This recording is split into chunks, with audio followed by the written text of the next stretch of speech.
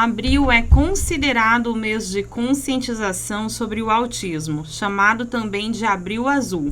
Foi assim estabelecido pela Organização das Nações Unidas, a ONU, como uma forma de dar visibilidade ao transtorno do espectro autista, o TEA. Em Querência, de acordo com a Secretaria de Saúde, já passam de 50 crianças e adolescentes diagnosticados. Mas a coordenadora de Vigilância em Saúde, Aline Fabian, acredita que ainda existem crianças sem diagnóstico no município. Já estamos com 54 casos identificados aqui no município, o que é bastante, mas ainda não chega próximo aos estudos realizados aí nos Estados Unidos, que é um para cada 36, um autista para cada 36 pessoas, né? Então, analisando os dados aqui de Querência, né, se a gente fosse tomar como base a taxa de incidência, nós teríamos que ter aí diagnosticado mais ou menos 75 crianças com autismo. É importante que os pais observem o desenvolvimento da criança e algumas características que possam indicar o TEA. No cartão da criança tem os marcos do desenvolvimento, né, lá nas páginas iniciais. A criança conseguiu sentar com 6 meses de idade, por exemplo? Se não, por que essa criança não está sentando? A criança já tem 1 ano e ela não fala nada, ela não balbucia. A gente já tem que acender uma luz amarela aí na nossa cabeça e procurar saber por que essa criança não começou a falar, não começou a chamar mamãe, papá, essas palavras iniciais que são do marco de desenvolvimento, né? É claro que para o autismo não é só isso, existem alguns critérios de diagnósticos, né? Como baixo contato visual, baixo nível de frustração, muitas vezes que a criança tem, ela pode ter algumas estereotipias, como chacoalhar as mãos, como andar na ponta dos pés. Então o diagnóstico é feito com uma série de critérios, né? Não é só um critério desse ou atraso na fala que vai dizer que seu filho tem autismo, mas já é um alerta para os pais buscarem atendimento e saber por que a criança está com atraso no seu desenvolvimento. A criança, é claro que nenhuma criança é igual, mas dentro daquela idade esperada, ela precisa atender aqueles pré-requisitos que você encontra lá no cartãozinho da criança.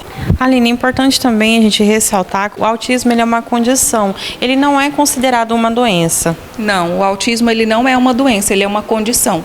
Então o autismo ele é classificado em 3 níveis de suporte. Nível de suporte 1, que é quando o indivíduo menos precisa de suporte. Nível de suporte 2, que é um nível de suporte intermediário. E tem o autismo nível 3, que é o autismo severo, que necessita de um suporte máximo, muitas vezes precisa de uma pessoa o tempo inteiro que acompanhe. E essas crianças, independente delas muitas vezes serem o mesmo nível de suporte, cada um é único, nenhum autista é igual ao outro. A Aline explica que, se diagnosticado e acompanhado por profissionais, o autista pode ter uma boa qualidade de vida. É uma condição que, se ele receber a terapia adequada a gente fala que precisa de um fonoaudiólogo que atenda se ele tiver um atraso de fala, um terapeuta ocupacional para cuidar das questões sensoriais, essa questão de cheiro, de tato, muitas vezes não consegue pisar na areia, não consegue pisar numa grama, é o terapeuta ocupacional que trabalha com isso, e principalmente as terapias para modificar o comportamento, né, para ensinar o comportamento adequado para essas crianças. Muitas vezes as crianças que nascem em nível de suporte mais severo, ela pode caminhar dentro do espectro e chegar a nível de suporte 1, que é um suporte que você tem menos dependência. A Secretaria de Saúde tem algumas programações voltadas para a conscientização do autismo. No dia 28, no período vespertino, a Secretaria de Saúde vai ofertar uma capacitação para os seus servidores, porque não é só enfeitar tudo de azul, né?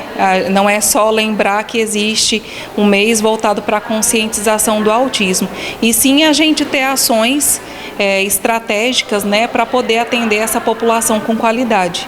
A gente tem notado que o número de diagnósticos vem crescendo no município.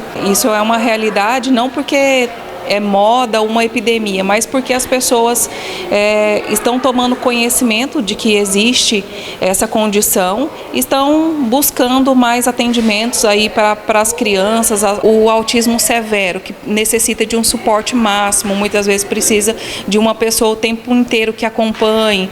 E essas crianças, independente delas muitas vezes serem o mesmo nível de suporte, cada um é único, nenhum autista é igual ao outro.